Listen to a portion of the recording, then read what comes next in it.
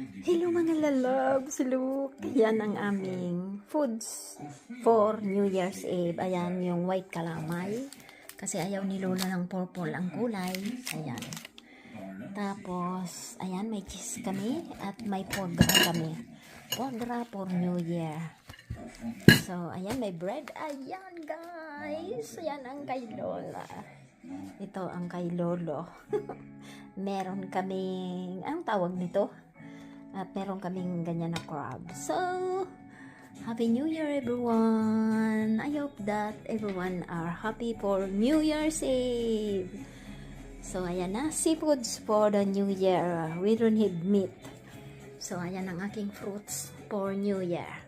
Meron akong ganyan, may chocolate akong ronchero at meron akong prutas na ganyan.